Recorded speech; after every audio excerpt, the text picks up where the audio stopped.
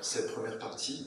Effectivement, je vais vous faire tout d'abord une introduction au travers d'une présentation pour expliquer le pourquoi de cette mise en cette mise en relation entre l'analogique, le numérique et le BIM, parce que c'est des questions qui se posent finalement depuis des siècles au niveau de la pratique de l'architecture et de manière plus large en fait de la construction, sur l'évolution des outils, sur l'évolution des pratiques, le rôle de l'architecte aussi, et ce en quoi finalement tous les nouveaux outils changent la place de l'architecte finalement entre tous les acteurs du projet, et plus particulièrement l'impact des outils sur la créativité architecturale.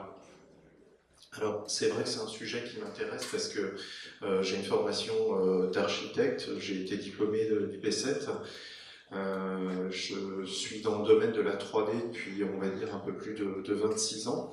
J'ai commencé sur des technologies qui étaient à l'époque naissantes pour beaucoup sur plateforme macOS. J'ai été aussi product manager chez Advent, en fait chez le distributeur français de Graphisoft. Et j'étais un ancien élève de Paul Mémon, dont je vais dire quelques mots juste après, parce qu'il était relativement visionnaire lui aussi par rapport aux outils, par rapport aux approches. Il avait toujours cette volonté finalement que l'architecte soit au centre, au cœur du projet. Ça m'intéresse aussi parce que, au-delà de ce que j'ai pu faire chez Advent, chez Autodesk, j'ai lancé un produit qui s'appelle Revit, en fait, qui est l'un des outils qui est de plus en plus utilisé finalement dans les projets de construction. Et simplement pour la petite anecdote, à l'époque où je l'ai lancé, j'étais l'un des seuls architectes au sein d'Autodesk, en tout cas Autodesk France, et c'est vrai que c'était vraiment une bataille d'arriver à expliquer finalement l'intérêt d'un outil BIM, quel que soit l'outil finalement, par rapport à des outils CAO comme AutoCAD. Il y avait une très très forte résistance déjà en interne, mais nous on le voyait au niveau des praticiens, c'était vraiment terrible d'arriver à leur expliquer finalement ce que ça allait leur apporter. J'ai aussi un blog qui s'appelle ABCD Blog, où j'essaie au quotidien de donner des informations sur les tendances du marché, les tendances de la technologie, les projets qui se font, aussi bien architecturalement parlant que technologiquement parlant, en sous-jacent bien entendu.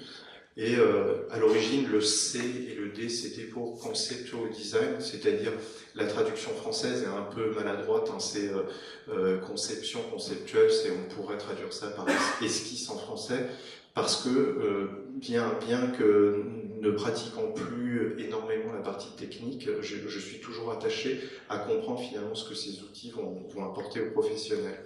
Et sinon, je me suis occupé d'agences, je me suis occupé de la transition numérique de beaucoup d'agences en Europe qui sont passées justement de la CAO au BIM, et ça a été une expérience extrêmement passionnante. Et on voit les résistances qui peut exister. Donc je me suis occupé de Zadis, je me suis occupé d'entreprises de construction, de Gaeo Lenti, de Piero Lissoni, Antonio Citario en Italie. Et à chaque fois, c'est des parcours assez intéressants, des échanges assez intéressants. Et c'est intéressant aussi de voir d'un pays à un autre ce que les architectes finalement comprennent de l'intérêt qu'ont leur apporter ces nouvelles pratiques. Et pour terminer, j'ai aussi une ville utopique que je présenterai, parce qu'en fait, elle illustre quelque part, même si c'est de l'architecture, on va dire, dans l'absolu, conceptuelle, etc., ça n'a pas pour vocation à être construit. Mais j'ai une ville utopique sur Facebook qui est suivie par plus de 92 000 personnes, qui a été bâti finalement de zéro sur la base simplement d'un plan de Rome pour la première et de Milan pour la deuxième, et ça me permet justement d'expérimenter ces nouvelles approches et ce que ça peut apporter finalement au quotidien. Alors juste un petit retour en arrière, bon, vous le savez tous, aux origines de la perspective. Il y avait un architecte, sculpteur et peintre orfèvre florentin, Filippo Brunelleschi. Et il est intéressant de regarder finalement ce qu'il disait aussi à l'époque. La perspective constitue un instrument de calcul et un moyen de reproduction rationnelle des édifices. Elle met en évidence les lignes de force de l'architecture, colonnades et les scansions de l'espace, alternance des vides et des pleins. Et clairement, il met en avant le fait que la représentation, quel que soit son degré d'évolution, n'est pas simplement un mode de représentation graphique, mais elle aide aussi à analyser la qualité des espaces, la qualité d'un projet, et elle aide aussi finalement l'architecte à maîtriser finalement sa pratique et son art, et à le mettre encore plus en avant. Donc déjà à cette époque-là, il y avait ces préoccupations, et on les retrouve finalement avec le BIM, puisque c'est une manière aussi de maîtriser certains aspects du projet. Ensuite, sur la partie croquis, puisque finalement la perspective et le croquis sont intimement liés, on ne peut pas dire je fais de la perspective et je ne vais pas faire du croquis, ou je ne fais du croquis, je ne ferai pas de perspective. Le croquis est aussi un instrument de recherche incontournable pour quelqu'un comme Léonard de Vinci, qui s'en servait en permanence pour analyser. Donc on en revient à ce que disait Viollet-le-Duc, finalement l'utilisation de son intelligence et de son cerveau pour analyser la manière finalement dont la nature finalement se développe, est constituée, et aussi pour en tirer des inspirations pour son œuvre et pour ses fabuleuses créations technologiques ou architecturales. Donc finalement, au Quattrocento, on avait aussi toutes ces préoccupations-là. Le BIM, ce qui est important, et je reviendrai sur la partie dessin après, le BIM, il est important de comprendre que c'est un moyen et non pas une fin. C'est un moyen pour contrôler un certain nombre de paramètres, quels qu'ils soient, d'anticiper un certain nombre de choses, le coût du bâtiment, sa constructibilité, sa qualité, son rapport aussi au social. Donc le BIM, ce n'est pas un outil comme beaucoup de gens le disent en France, c'est vraiment un processus, et on peut le voir finalement sous différents aspects. Et il est souvent regrettable qu'il soit uniquement, confiné à cet aspect technique et technologique. Quand on discute avec des archives, j'étais au pavillon de l'Arsenal il n'y a pas longtemps, c'est vrai qu'en France, quand on dit BIM, ça passe souvent pour un gros mot, c'est ce qui se dit, parce que c'est peut-être aussi dans la manière dont il est présenté finalement aux personnes que ça devrait intéresser, qu'il est mal présenté, parce qu'il est présenté d'une manière peut-être trop technique. Il y a d'ailleurs des architectes qui l'ont compris et qui eux, le présentent de manière poétique et beaucoup plus architecturale. Paul Mémon, c'est mon professeur en fait d'architecture à l'UP7 que j'ai eu la chance d'avoir. C'était le fondateur du P7 qui était autrefois au Grand Palais. C'était un académicien aussi, et je me souviens parfaitement, il me disait, mais clairement il y a une 26, 27 ans, Paul Mémon disait, dans quelques années, des technologies 3D intelligentes permettront aux architectes de créer des bâtiments qui seront respectueux de leur environnement et dont on maîtrisera beaucoup d'aspects. Lui, il était convaincu, c'était lui d'ailleurs qui avait amené l'informatique au labo, André Edel, qui est dans la salle, se souvient bien. Il avait emmené finalement l'informatique dans l'école d'architecture, et il était pour une pratique intégrée de la technologie 3D. À l'époque, on ne parlait pas de BIM ou de maquette numérique. Il était pour une pratique intégrée dans les ateliers d'archi, et l'utilisation de l'informatique, et surtout pas comme quelque chose de post-process conceptuel. Donc ça, c'était aussi extrêmement important. Il le comprenait d'autant plus que c'était quelqu'un qui avait travaillé sur beaucoup de projets utopiques, puisque c'est un utopiste des années 60. Ce projet à Paris, les projets de villes souterraines, les projets de villes sur l'eau. Donc c'était vraiment, il comprenait tout à fait bien fondé de tout cela. L'un des, aussi des paradoxes du BIM finalement, c'est qu'à l'origine de la création même de l'acronyme du BIM, et non pas des expérimentations de maquettes numériques, puisque les expérimentations de maquettes numériques, elles remontent aux années peut-être 70 pour certaines, avec des gens comme Charles Eastman, etc. Mais aux origines vraiment de l'acronyme BIM et de son développement, il y a eu un architecte qui est toujours d'ailleurs enseignant à Yale, qui s'appelle Philippe J. Bernstein, qui est architecte Rivali d'AP, que j'ai connu parce qu'effectivement il travaillait chez Autodesk. Et à l'époque, quand il commençait à parler de BIM au sein de la société, il passait aussi un petit peu pour un fou, et beaucoup de gens ne comprenaient pas finalement ce qu'il disait. Pour être même plus précis, il y a eu deux personnes qui étaient à l'origine finalement de ce développement-là. Il y a eu Philippe Einstein et il y a eu un Français, Nicolas Mangon, qui maintenant est vice-président chez Autodesk, qui est ingénieur de l'ESTP. Donc on voit bien la compréhension qu'ont ces professions-là finalement de ces nouvelles approches, qui lui a voulu travailler il y a à peu près une quinzaine d'années sur une technologie, puisque lui il développait déjà quand il était étudiant, sur une technologie qui permettrait aux architectes, aux ingénieurs et aux entreprises de construction de travailler de manière intégrée, finalement à la manière des anglo-saxons. Et c'était vraiment ça le leitmotiv finalement de la création de cet acronyme même du BIM. Et c'est vrai que si on prend l'exemple de Revit, Archicad est aussi l'un des exemples de logiciels BIM, la philosophie de la création d'un outil comme BIM, c'était, déjà à l'origine c'était pas Autodesk qui l'avait créé, c'était une start-up qui avait été financée par Dassault Systèmes et par Autodesk partiellement, et d'autres sociétés américaines, dont McDonnell Douglas aussi, qui fait les avions McDonnell Douglas.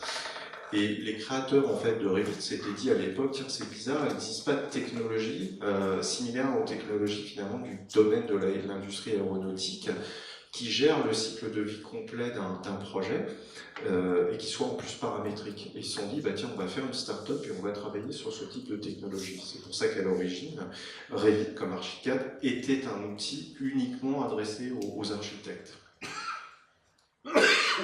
Donc il a écrit d'ailleurs des ouvrages sur le sujet, Philippe Einstein, et il a souhaité, d'ailleurs il a quitté en fait Autodesk l'année dernière, il a souhaité se concentrer, parce que c'est vraiment un passionné d'architecture, de technologie, de nouvelles approches, il a travaillé notamment pour César Pelli, il a souhaité revenir à son métier d'origine, pour finalement se ressourcer.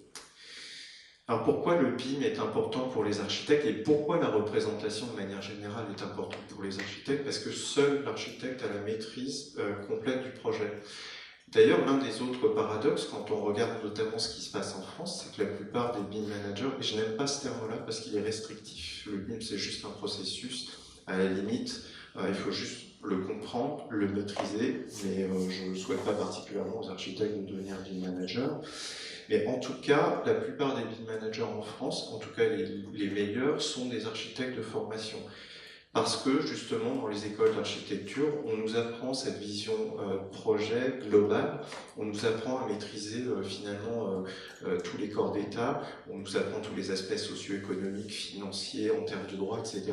Donc on est certainement parmi, en toute modestie, parmi les plus légitimes, même si on trouve des ingénieurs qui sont aussi excellents, mais on va plus les trouver dans d'autres pays où finalement l'enseignement entre l'architecture et l'ingénierie est beaucoup plus intégré.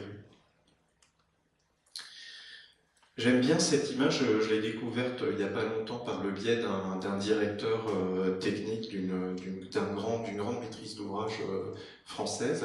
Donc c'est tiré d'un ouvrage d'Arup. Et c'est donc Peter Rice qui dit I'm very suspicious of the idea that the architect simply does the drawings and then asks the engineers to build it. There is more to architecture than architecture. Donc en gros, il explique en substance qu'effectivement l'architecte n'est pas qu'un artiste et l'architecte ne dépend pas de l'ingénieur ou de l'entreprise de construction.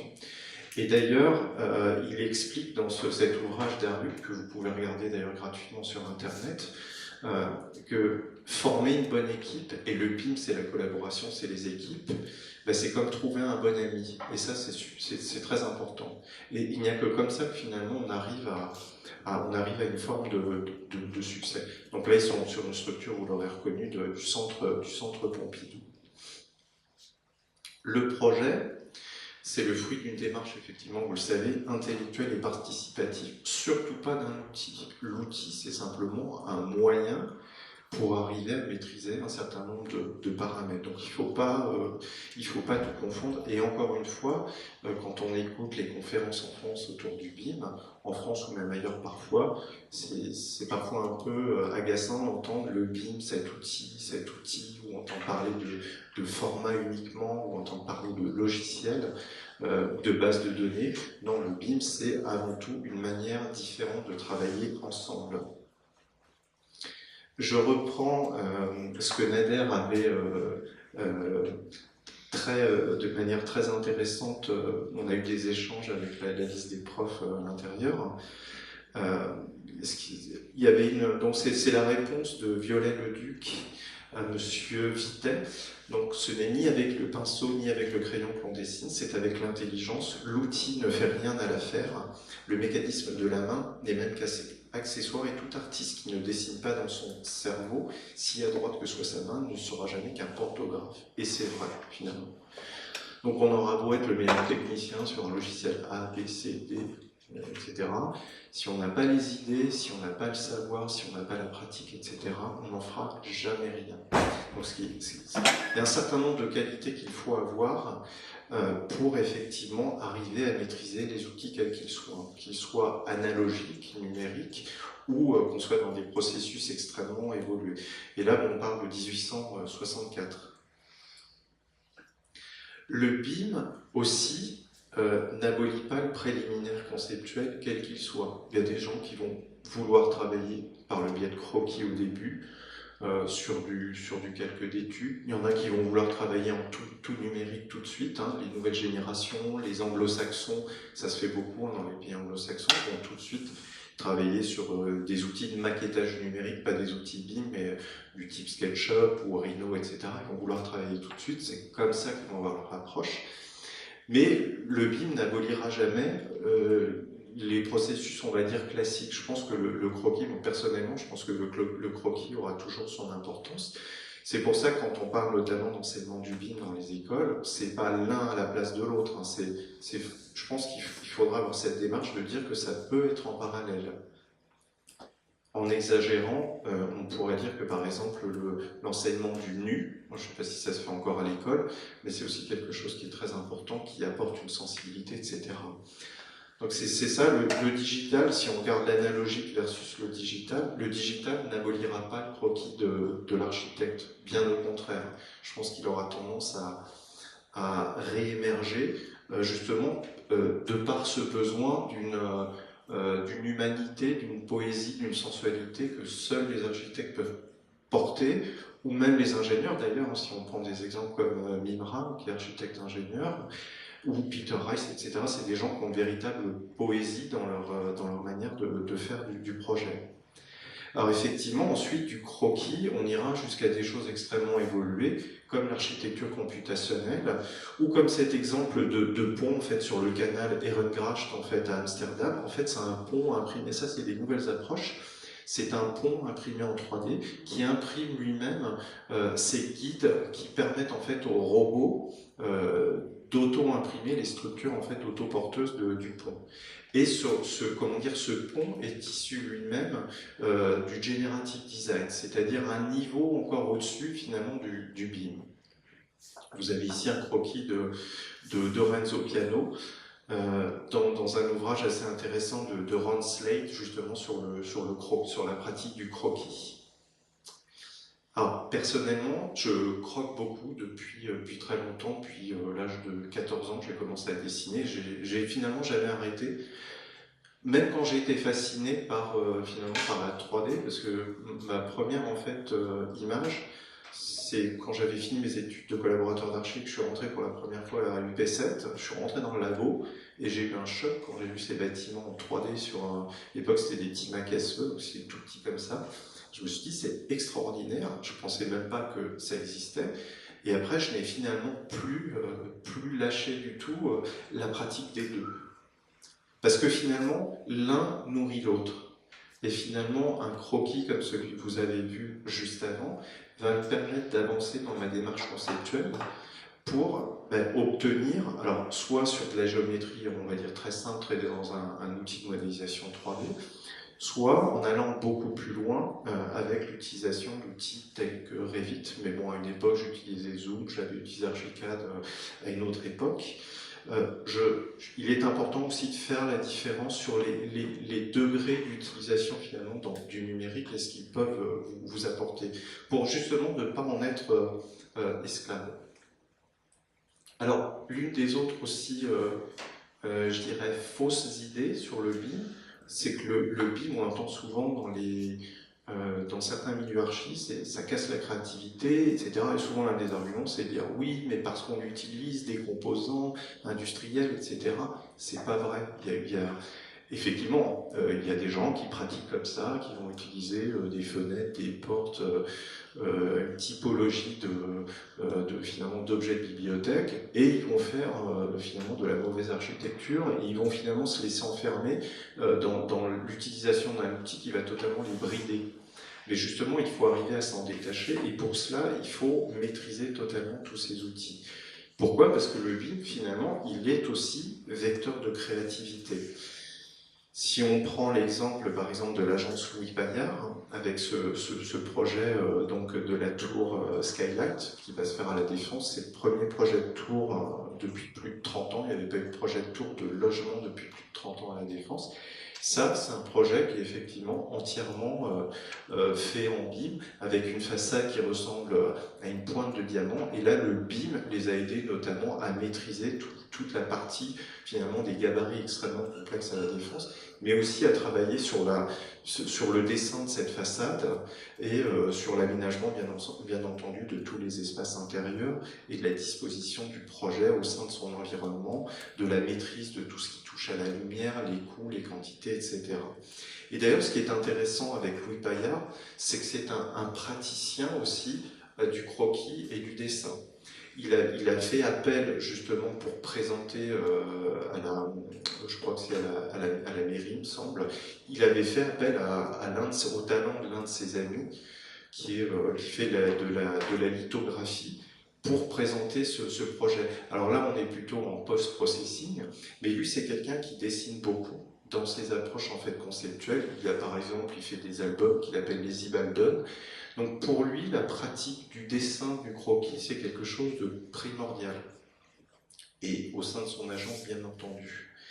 Je vais prendre un autre exemple, un très beau projet qui est en train de se construire actuellement, Aqualagon de Jacques Ferrier, un projet de Disney, Disney et Pierre et Vacances.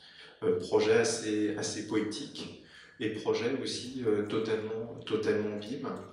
Et si on regarde un petit peu finalement la genèse de ce projet, c'est vrai que la genèse, c'est d'abord un croquis, aussi simple soit-il. On part de ce croquis, de cette idée, avec les lignes de force, et après on peut effectivement basculer sur la maquette. D'ailleurs, eux, ce qui est assez intéressant, c'est qu'ils ont trouvé, avec l'utilisation en intermédiaire d'outils comme 3ds Max, ils ont trouvé une manière de représenter des maquettes 3D, mais pas intelligentes cette fois-ci, qui ressemblent à des maquettes qu'on ferait dans la réalité en carton, jusqu'à aller au projet BIM qui traite totalement en BIM. Et on voit finalement le résultat en train de se construire. Donc on voit qu'il y a une vraie continuité dans tout le processus de création.